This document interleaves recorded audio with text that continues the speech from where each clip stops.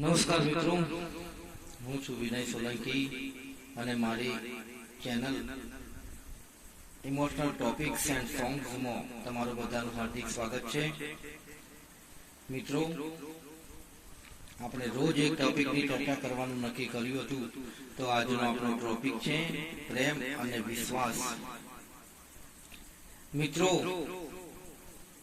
આ ટોપિકની અંદર એવું બતાવવામાં આવ્યું છે દ્રષ્ટાંતો દ્વારા કે કોઈની ઉપર વધારે પડતો અતિશય પ્રેમ નહીં કરવો અને કોઈની ઉપર વધારે પડતો અતિશય વિશ્વાસ પણ નહીં મૂકવો. મિત્રો, શાંતિથી સાંભળજો, દ્રષ્ટાંતો પણ ખૂબ સરસ આપેલા છે. તો આ ટોપિક ખૂબ જ લાંબો છે, તો એ માટે સમય જરૂર લાગશે. મિત્રો, પ્રેમ અને વિશ્વાસ. પ્રેમ મિત્રો 2 અક્ષરનો બનેલો શબ્દ પ્રેમ અને 3.5 અક્ષરનો બનેલો શબ્દ વિશ્વાસ તમને સફળતાના શિખરો સર કરાવે છે. પણ આ બે શબ્દો સાથે ક્યારેય મળતા નથી મિત્રો, કેમ કે સ્વાર્થ, મોહ, માયા, લોભ, લાલચ, અભિમાન, બંધનો અને લાપરવાહી આ બે શબ્દોને સાથે ક્યારેય મળવા દેતા નથી. દુનિયામાં મા બાપ અને ઓલાદનો પ્રેમ નિસ્વાર્થ હોય છે, એ સિવાયના દરેક સંબંધો સ્વાર્થથી ભરાયેલા છે. પણ મિત્રો, પ્રેમથી જગત જીતી શકાય છે, પણ વિશ્વાસ જીતવા માટે તો માણસના દિલને જીતવું પડે. એક શિક્ષકની એટલી બેવકૂફી કે એક કોપી કરીને પાસ થનાર વિદ્યાર્થીને સ્કૂલનો સૌથી હોશિયાર વિદ્યાર્થી સમજવો, પણ સમયની વક્રતા એવી, વિધિની વક્રતા એવી કે દરેક વિદ્યાર્થીને 5 ફૂટના અંતરે બેસાડી પેપર લખાવ્યું, તો એ જ વિદ્યાર્થીને 0 માર્ક્સ આવ્યા. તો મિત્રો, કહેવાનો અર્થ એ કે સમજ્યા, જાણ્યા અને વિચાર્યા વગર મૂકેલો આ વિશ્વાસ ક્યારેક આપણા જ પગ ઉપર કુહાડી મારતો હોય છે. એ શિક્ષકનું માથું શરમથી ઝૂકી ગયું. મિત્રો, ઘણી વખત પ્રેમને પણ આંધળો કહેવામાં આવે છે, જેનું સરસ દ્રષ્ટાંત આપણે જોઈશું. એક છોકરો એક કોલેજમાં ભણતો હતો અને એક છોકરી સાથે એને એક તરફી પ્રેમ થઈ ગયો. એને છોકરી પ્રત્યે અતિશય લગાવ થઈ ગયો. એટલો બધો આંધળો બ્લાઇન્ડ પ્રેમ એને કરવામાં કરતો મિત્રો કે છોકરી સિવાય એને બીજું કંઈ દેખાય જ નહીં. બસ એના જ ખ્યાલોમાં રાચવા લાગ્યો. ખૂબ સમય પછી એક લેડીઝ મિત્ર દ્વારા એ છોકરાએ પોતાના મનની વાત એ છોકરીને જણાવી, તો છોકરીએ કીધું કે હું એ છોકરાને મળવા માંગુ છું. છોકરો ખૂબ જ આનંદમાં આવી ગયો, ખૂબ જ ઉત્સાહમાં આવી ગયો કે આખરે મારો પ્રેમ મને મળવા માંગે છે. મિત્રો, ખૂબ જ એપ્ટિટ્યુડ તૈયાર થઈને એ પહોંચી ગયો છોકરીને મળવા માટે. અને કહાનીનો વળાંક હવે આવે છે મિત્રો. એ છોકરીએ પૂછ્યું, તું મારા માટે શું કરીશ? એ છોકરો એટલો બધો અત્યંતિક પ્રેમ કરતો હતો એ છોકરીને કે કંઈ પણ વિચાર્યા વગર એને કહી દીધું કે તું જે કહીશ એ બધું જ હું કરીશ. એ છોકરીએ પૂછ્યું, તું મારી સાથે લગ્ન કરીશ? છોકરો કંઈ પણ વિચાર્યા વગર સીધી જેને હા પાડી દીધી. એ છોકરીએ પૂછ્યું, તારું બેકગ્રાઉન્ડ શું છે? છોકરો કહે, મારા પરિવારમાં હું, મમ્મી, પપ્પા અને 2 કુંવારી બહેનો છે. છોકરીએ પૂછ્યું કે પપ્પા શું કરે છે?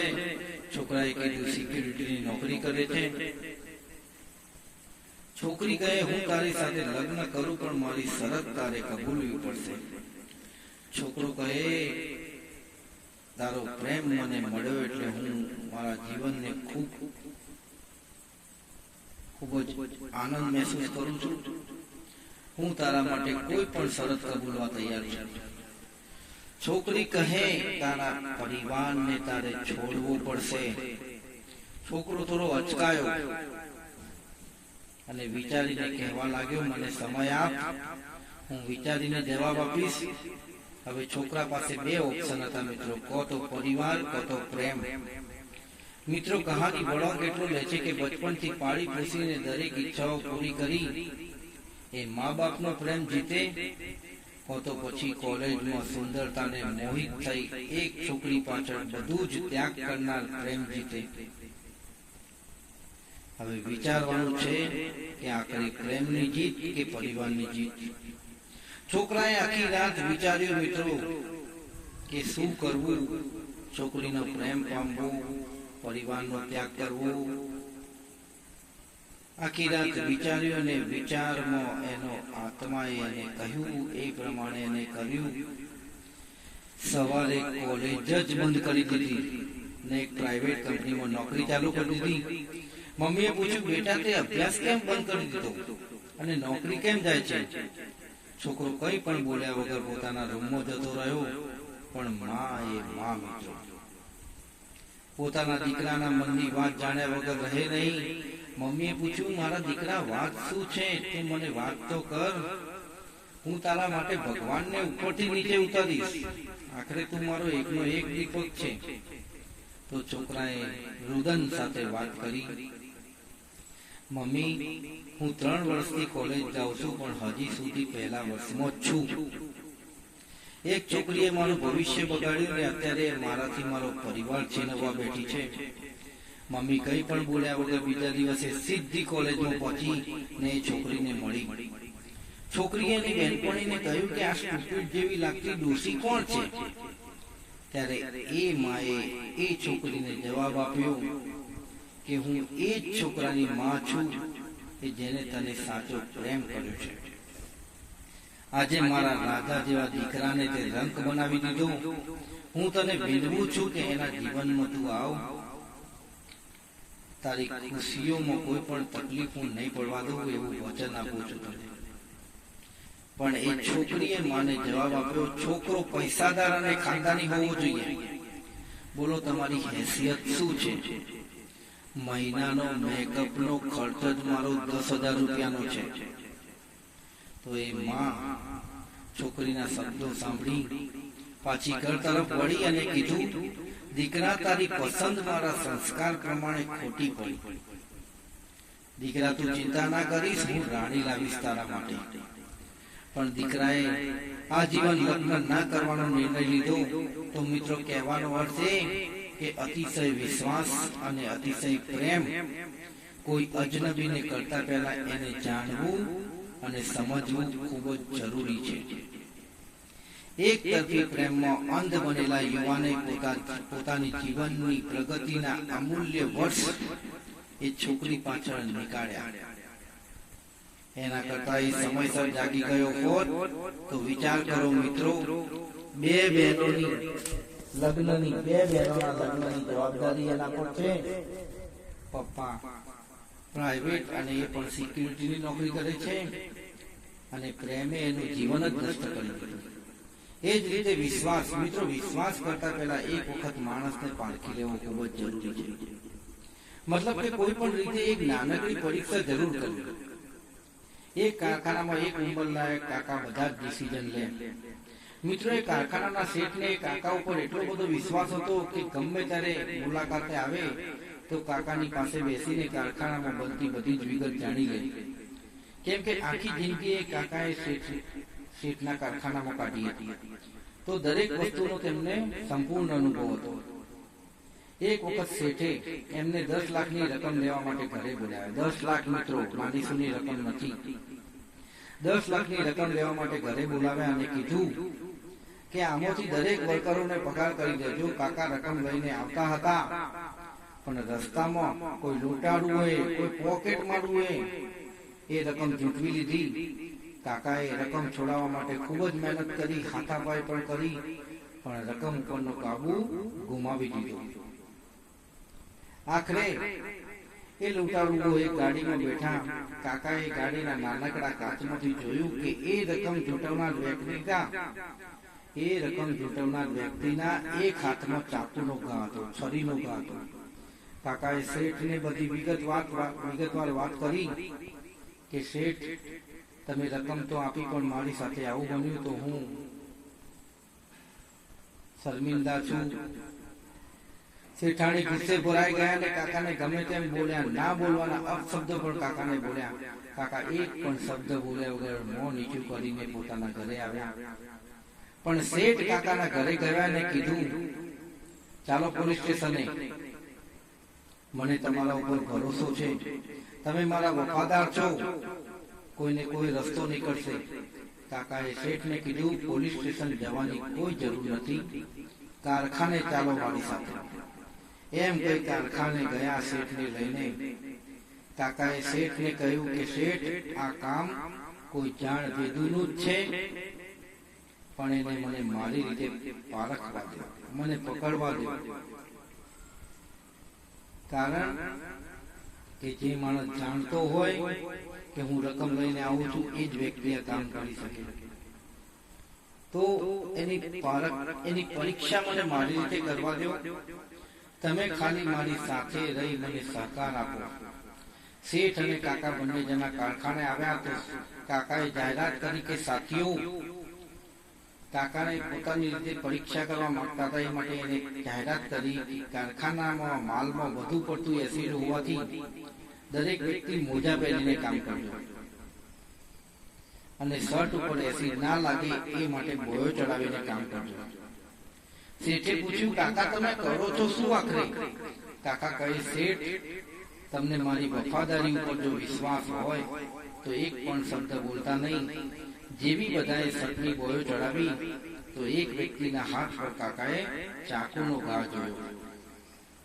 કાકા શેઠને લઈને બહાર આવ્યા અને એ વ્યક્તિનો તમામ બાયોડેટા લઈ એને કીધા વગર ડાયરેક્ટ એના ઘરે પહોંચ્યા. એની વાઈફ રસોડામાં રસોઈ બનાવતી હતી તો કાકાએ પૂછ્યું કે તમારા પતિનો પગાર થઈ ગયો? એમની ઓફિસેથી અમે આવીએ છીએ. તો એની પત્નીએ કહ્યું કે ના, પગાર તો હજી નથી થયો. તો કાકાએ કીધું, અમે તો પગાર કરી દીધો છે. તો એની પત્નીએ કીધું કે આ તો કંપનીની રકમ હતી જે એમના નામ ઉપર હતી, એનાથી બાકી પગાર તો હજી નથી થયો. કાકાએ પૂછ્યું, કેટલી અને કઈ રકમ? તો પત્નીએ સાચે સાચું કહી દીધું ને ચોરી પકડાતા એ વ્યક્તિને કંપનીની બહાર કાઢી મૂકતા ટોટલી રકમની ભરપાઈ કરાવી. શેઠાણી કાકાને પગે પડ્યા અને કીધું, અમારા માય બાપ સમાન કાકાને મેં ગમે તેમ બોલ્યું તો દિલથી મને માફ કરો કાકા. તો મિત્રો, આ છે સાચા વિશ્વાસની કહાની. કોઈને જાણ્યા સમજ્યા અને વિચાર્યા વગર વિશ્વાસ ના મૂકો, અને વિશ્વાસ મૂક્યો તો એના ઉપર ક્યારેય અવિશ્વાસ ના કરો મિત્રો. અવિશ્વાસનો દાગ ના લગાવો, કેમ કે ભરોસો એ જ સાચી સંપત્તિ છે. કોઈની લાગણીઓથી ક્યારેય રમત રમવી નહીં. એ જ 10 લાખની રકમ કાકા ઉપરના વિશ્વાસના કારણે શેઠે આપી હતી. કારણ કે શેઠ ધારે તો ચેક પણ આપી શકતા હતા. મિત્રો, ભરોસો એટલે કે વિશ્વાસ કે જે કાચ જેવો હોય છે, જે તૂટે તો એને જોડી શકાતો નથી. મિત્રો, જ્યાં ભરોસો હોય ત્યાં એટીટ્યુડ ના હોય. જ્યાં ભરોસો હોય ત્યાં અમીરી ગરીબીનો ભાવ ના હોય. અને જ્યાં ભરોસો હોય ત્યાં અભિમાનને તો કોઈ સ્થાન જ નથી. મિત્રો, કોઈ આપણી ઉપર ભરોસો મૂકે અને આપણે એને ના નિભાવી શકીએ તો કઈ નહીં, પણ એ ભરોસાને તોડવાનો તમને કોઈ હક નથી. એક પૈસાદાર ઘરનો છોકરો અને એક ઝૂંપડીમાં રહેતો છોકરો બંને સાથે સ્કૂલમાં ભણવા જાય અને બંને વચ્ચે એટલી ગાઢ મિત્રતા કે અમીર છોકરો રોજ પોતાના મિત્ર માટે સારું સારું બનાવીને જમવાનું બનાવીને લાવે અને બંને મિત્રો સાથે બેસીને ખાય. બંને મિત્રો સાથે જ રહેતા. જ્યારે સ્કૂલની ફી ભરવાની હોય તો અમીર છોકરો મમ્મીને ડબલ પૈસા કહેતો અને પોતાના મિત્રની ફી પણ એ ભરી દેતો. પણ મિત્રો, સમયની પરીક્ષા જુઓ, વીજળીની વક્રતા જુઓ, આખરે બંને મિત્રો છૂટા પડી ગયા અને એકબીજાથી ખૂબ દૂર થઈ ગયા. મોટા થયા પછી અમીર છોકરાએ પપ્પાનો બિઝનેસ સંભાળી લીધો અને ગરીબ છોકરો એક પ્રાઇવેટ કંપનીમાં નોકરી કરવા લાગ્યો.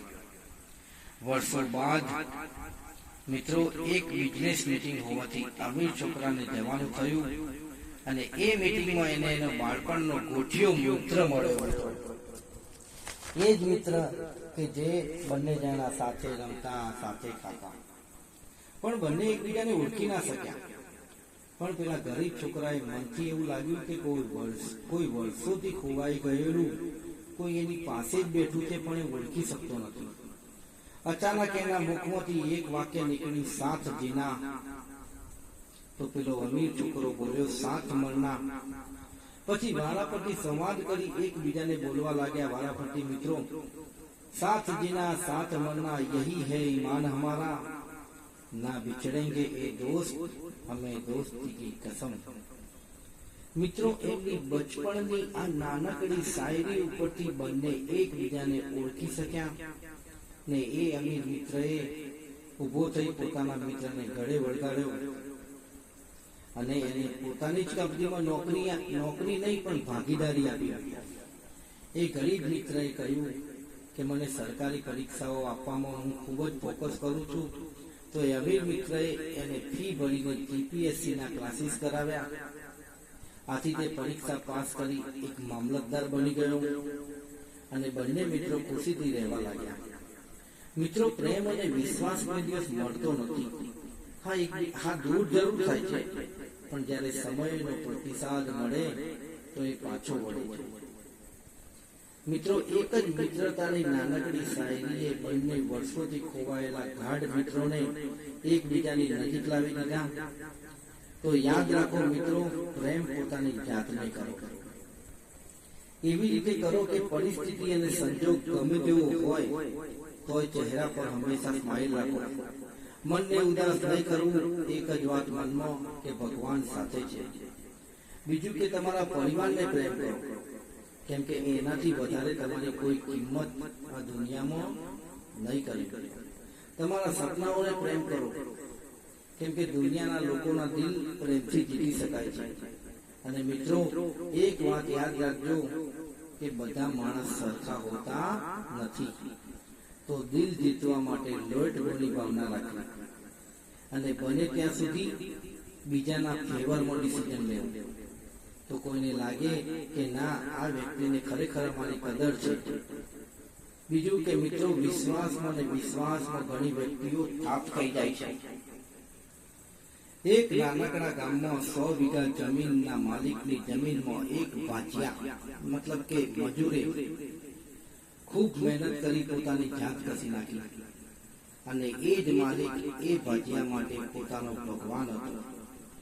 દરેક નાની મોટી મુશ્કેલીમાં એ જ માલિક વાડે આવીને ઊભો રહેતો, એટલે સાક્ષાત ભગવાન સ્વરૂપ હતો એ ભાજિયા માટે. બીજું કે એ ભાજિયાએ માલિકને પોતાની બેંક માની લીધી. મિત્રો, એ મજૂરને લોકો કહેતા કે તમારા પૈસા એ જમીનના માલિક જોડેથી લઈને કોઈ બેંકમાં મૂકો, ફિક્સમાં મૂકો, પૈસા પોસ્ટમાં મૂકો. પણ એ મજૂર એક જ જવાબ આપતો મિત્રો કે મારો શેઠ, મારો માલિક એ જ મારી બેંક છે. મિત્રો, ગામડામાં અનાજ ને શાકભાજી તો ખેતરમાંથી મળે, તો જરૂરિયાત પૂરતા 500 કે 1000 રૂપિયા મજૂર માલિક પાસેથી લેતો અને બાકીના પૈસા એમની પાસે જમા રાખતો ને એ માલિક કે એ મજૂરના જમા પૈસાથી એના ઘરના તમામ પ્રસંગોમાં મદદ કરી ને મજૂરને પોતાના વિશ્વાસમાં બાંધ્યો કે જો મેં તારા દીકરા દીકરીના પ્રસંગ નીકાળ્યા, એમને એમ સમય વીતતો ગયો, આખરે મજૂરને અનાજ વાવવાથી ઘરમાં ખાધા જેટલું અનાજ દર વર્ષે મળી રહેતું. એક વખતે એ જ મજૂરે પોતાના એકના એક દીકરાને શહેરમાં સેટ કરવા માટે એક મકાનની માંગણી કરી કે પોતાના જમા પૈસા અને બીજા ઉપર 5 લાખ જેટલા તમે મને આપો તો હું મારા સંતાનને સિટીમાં સેટ કરી શકું. કેમ કે મેં તો આખી જિંદગી મજૂરી કરી, પણ મારા દીકરાને હું આ મજૂરીનો ભોગ બનાવવા માંગતો નથી. એ એના પરિવાર સાથે શહેરમાં સેટ થઈ રહે એવી મારી આખરી ઈચ્છા છે. તો માલિકે આશ્વાસન આપ્યું કે મારી જમીનમાં તમે જાત ઘસીને મહેનત કરી છે, મારી ગેરહાજરીમાં પણ તમે દરેક કામ સંભાળ્યું છે, તો હું તમારી આ ઈચ્છા જરૂર પૂરી કરીશ. પણ મિત્રો, સમયનું વહેણ ક્યારે બદલાય એની આપણને પણ ખબર પડતી નથી. જ્યારે એ મજૂરની ઉંમર વધવા લાગી તો માલિકને ખબર પડવા લાગી કે આપણા આ મજૂરથી હવે કામ થતું નથી. આને આપણે પૈસા આપીએ ને એ પાછા ના આપે તો મિત્રો વિધિની વક્રતા એવી કે આખરે માલિકે નવા નવા બહાના કાઢી પૈસા ના આપ્યા અને એ જ મજૂર પોતાની પત્નીને લઈને પોતાના દીકરા સાથે શહેરમાં જતો રહ્યો ને ગામડાને હંમેશા માટે આવજો કહી દીધું. મિત્રો એવું નહીં, વતનનો વાર તહેવારે પણ જાય, પણ એ માલિકના ઘરે માલિક ઉપરથી જે વિશ્વાસ હતો એ વિશ્વાસ ઓછો થઈ ગયો. મિત્રો યાદ રાખજો, ગમે તેટલા પૈસા વાળા કે અમીર હોવ પણ કોઈ ગરીબ વ્યક્તિની આંતરડી કકડે, મતલબ કે નિશાસા લાગે તો સુખ ને દુઃખમાં ફેરવતા વાર નથી લાગતી. કેમ કે ઉપર વાળો ચોપડો લઈને કર્મનો હિસાબ કરવા જ બેઠો હોય છે. એ વ્યક્તિએ જયારે 100 વીઘા જમીનમાં પગ મૂક્યો એ વખતે જો એવું વિચાર્યું હોત કે એવું કર્યું હોત કે મારે 7 લાખની જરૂર છે, મને આપો, હું મજૂરી કરીને ચૂકવીશ, પછી મજૂરી ના થાય તો પણ માલિક કઈ ના બોલે, કેમ કે એના પૈસા જમા છે મજૂર જોડે. પણ અખૂટ વિશ્વાસના તાંતણે બંધાયેલા મજૂરે એક જમીનના માલિક ઉપર વિશ્વાસ મૂક્યો. એ જ એના જીવનની સૌથી મોટી ભૂલ. શું એ પોતાના પૈસા બેંકમાં ના મૂકી શકે? શું એ પોતાના પૈસા ફિક્સમાં ના મૂકી શકે? શું એ પોતાના પૈસાથી દીકરી માટે દાગીના ના કરાવી શકે? પણ એને મન તો એ માલિક જ પોતાની બેંક હતો. દરેક પ્રસંગે એ પૈસાની મદદ કરતો અને ક્યારેય એ મજૂરને પૈસા માટે કોઈની આગળ હાથ ફેલાવા પણ દેતો નહીં. આખીરમાં મજૂરને વિશ્વાસની ભાવનામાં એટલો બધો ડૂબી ગયો હતો કે એટલું પણ ના સમજી શક્યો કે આખીરમાં એ માલિક એને એના જમા પૈસા આપી રહ્યો છે. મિત્રો, આ છે વિશ્વાસની કહાની. તો કહેવાનો મતલબ કે કોઈના વિશ્વાસમાં એટલા બધા અંધ ના બનતા કે તમે તમારી પોતાની જાતને પણ ભૂલી જાઓ, કેમ કે હર કોઈ આ દુનિયામાં વિશ્વાસ નિભાવવા વાળા હોતા નથી. મિત્રો, પ્રેમ અને વિશ્વાસ ટોપિક કેવો લાગ્યો મને જરૂરથી જણાવજો. અને એ વિષય ઉપર એક શાયરી: પ્રેમી ढूंढत मैं फिरूं, प्रेमी मिलिया न कोई, प्रेमी को प्रेमी मिले तो जैर से अमृत होय, सच्चे प्रेम और विश्वास की चाह में अपना सब कुछ न्यौछावर करने वाले इंसान जरा पीछे मुड़कर देखना जरूर कि कोई परिवार 2 रोटी की आस में तुम्हारी राह देख के बैठा है. मत कर गुरूर पैसे का है दोस्त, एक दिन इसी मिट्टी में मिल जाना है. थोड़ा सा प्यार गरीब, बेबस और लाचार इंसानों पर भी बरसा, जो सुबह से नंगे पांव एक बैसाखी के सहारे खड़े रहकर सोचते हैं कि कोई अच्छा इंसान आएगा जो हमारे